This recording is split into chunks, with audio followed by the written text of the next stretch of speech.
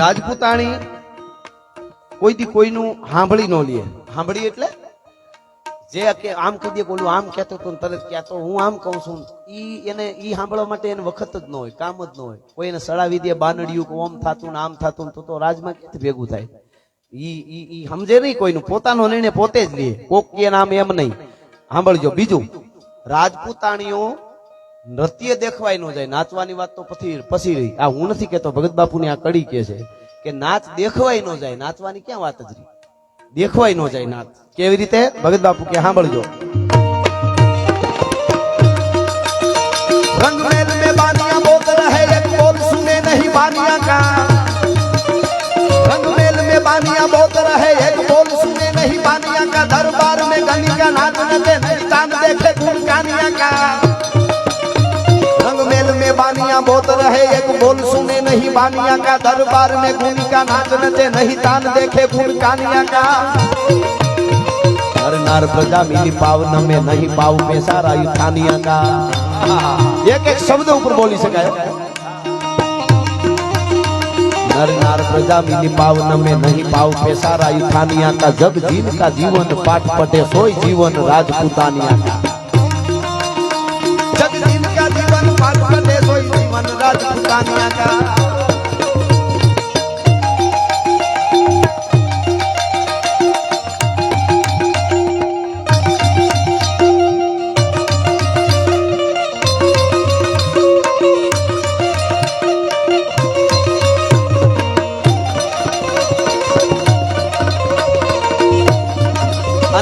પરિણામે ખાલી હાથ દી થયા હતા અને એક જાન દિલ્હી થી નીકળી હતી અને એક મેવાડ ઉદયપુર થી જાન નીકળી હતી અને એક રાજપૂતાણીને પરણવા માટે બે જાનો આવતી હતી અને એમાં એક રાજપૂતને પરિણામે ખાલી હાથ દી થયા હતા અને પોતાને ત્યાં ઓરડામાં હવારમાં એ રાજપૂતાણી છે એ વેલા ઉઠી જોગમાયાના ધુપેલિયા કરવા માટે જાગી અને સ્નાન ધ્યાન કરી અને તૈયાર થાય છે. રાજપૂત ઓરડામાં હુતા છે ને એમાં એક ઘોડે સવાર આવી અને કહે છે કે મારો ભાઈબંધ ક્યાં? કે ઈ તો હુતા છે. કે જગાડો, કામ છે, ઉદયપુર થી આવ્યો છું.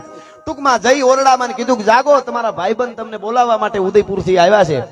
અને એટલું કીધું એટલે રાજપૂત બેઠો થયો અને કીધું કે એને હું બોલાવી લઉં છું, તમે જાઓ રાજપૂતાણી ઓરડે.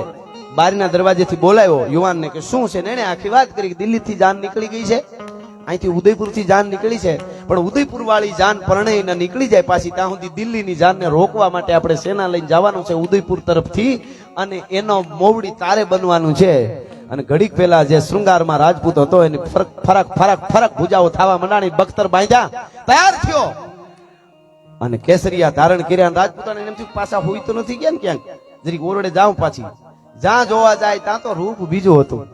તૈયાર થઈ ગયો તો અને કીધું એટલે કહા ચલે સ્વામીનાથ? એટલે એને આખી વાત કરી કે એક રાજપૂતાણીને પરણવા માટે મહારાણા જાય છે, રાણા રાજસિંહજી, અને આમથી દિલ્હીથી પણ જાન આવે છે. એ ઔરંગઝેબ પૂગે એની પહેલા એને એની સેનાને રોકવાની છે અને આ મહારાણા તરફથી લડવા જવાનું છે. એટલે હું તૈયાર થયો છું, મારો ભાઈબંધ એના માટે આવ્યો હતો. એ ઘડીક પહેલા 17 વર્ષની 7 દી પહેલા પરણીને આવેલી કંકુની લોળ જેવી રાજપૂતાણી છે. એ ઘડીક પહેલા એવી લાગતી હતી, એ સીધી દુર્ગાનું રૂપ એવી થઈ ગઈ. ઓ હો હો હો હો. ઉભા હું આરતી લઈ આવું. ટૂંકમાં વાત કરું તો એ તૈયાર કર્યો. મને બગાક જામ કરતો ઘોડામાંથી સવાર થયો રાવત રતન ચંદાવત નામનો રાજપૂત.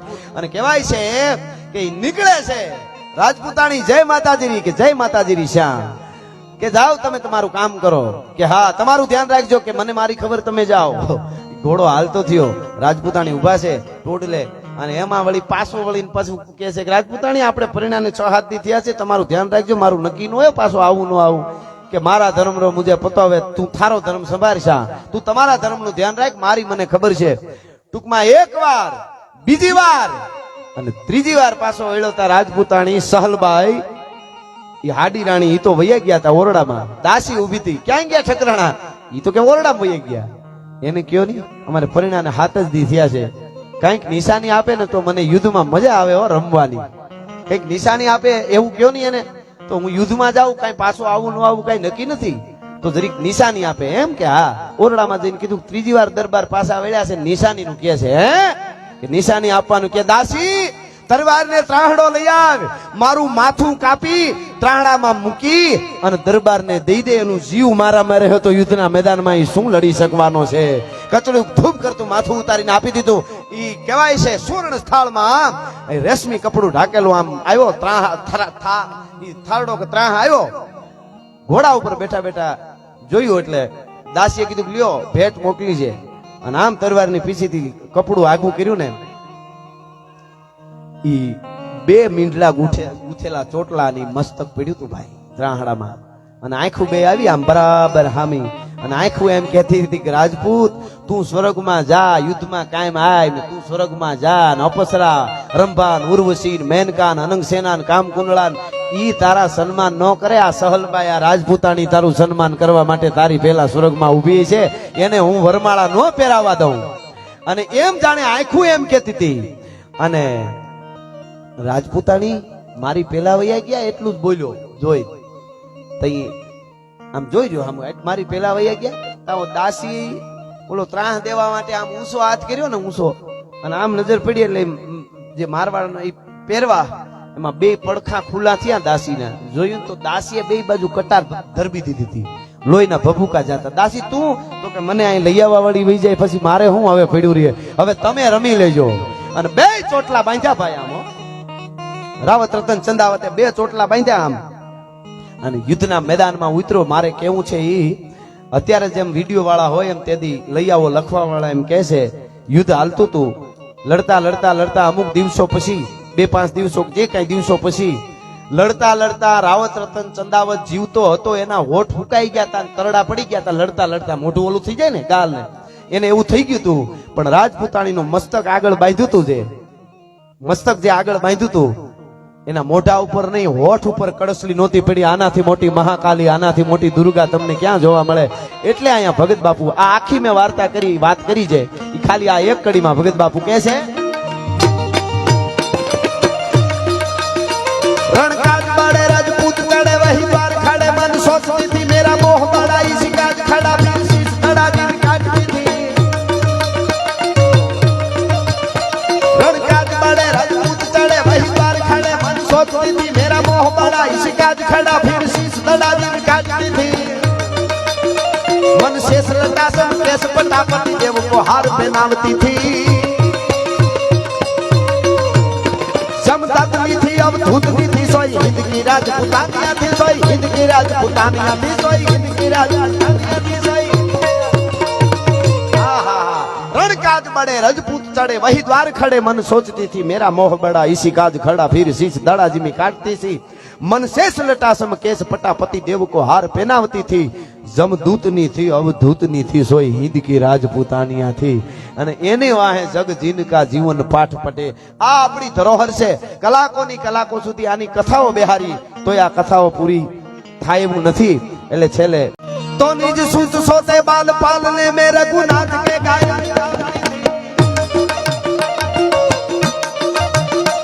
निज पुत सोते बाल पालने में रघुनाथ के गाया निदावती थी कहीं गान की हम गावती थी भाई मौत का हम भुलावती थी संवार धरी कर दूध ने कारण दाव का पाठ पढ़ावती थी घर अंबिका थी रंगकारिया थी सोई हिंद की राजपूतानिया थी सोई हिंद की राजपूतानिया थी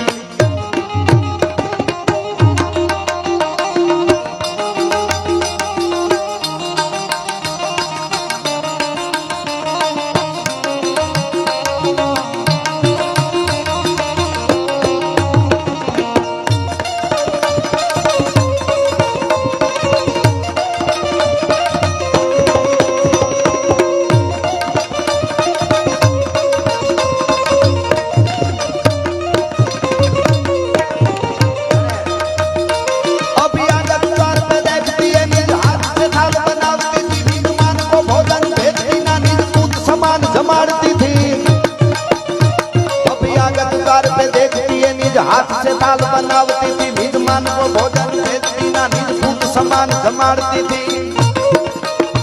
सम्मान करी फिर दान करी चित लोभ कालन सम्मानती थी अपमानती थी मन मोह बड़ा सोई हिंद की राजपूतानिया थी सोई अपमानती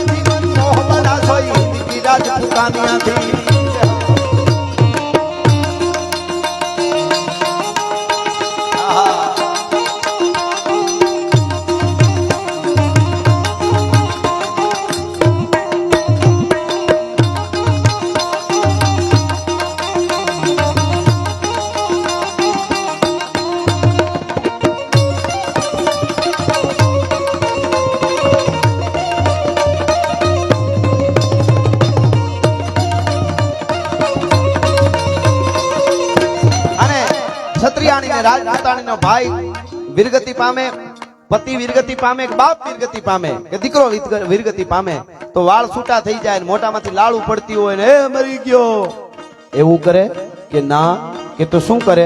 ભગત બાપુ કહે છે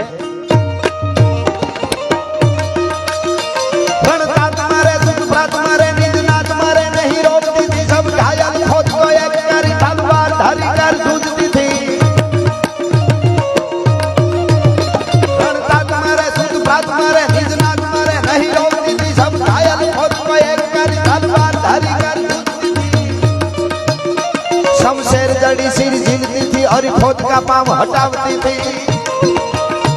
कवि वृंद को गीत गवावती थी, सोई हिंद की राजपूतानिया थी, सोई हिंद की राजपूतानिया थी। कवि वृंद को गीत गवावती थी, सोई हिंद की राजपूतानिया थी। रंगमेल में बानिया बोल रहे, एक बोल सुने नहीं बानिया का। रंगमेल में बानिया बोल रहे, एक बोल सुने नहीं बानिया का। दरबार में गली का नाच नचे, तान देखे गुण कानिया का। रंगमेल में बानिया बोल रहे, एक बोल सुने नहीं बानिया का। दरबार में गुण का नाच नचे, नहीं तान देखे गुण कानिया का। हर नार प्रजा मिली पावन में, नहीं पाव पैसा रायु थानिया का। एक एक शब्द ऊपर बोली सकाय। नर नार प्रजा मिली पावन में, नहीं पाव पैसा रायु थानिया का। जग जीन का जीवन पाठ पटे, सोई जीवन राजपूतानिया का। जग जीन का जीवन पाठ पटे, सोई जीवन राजपूतानिया का।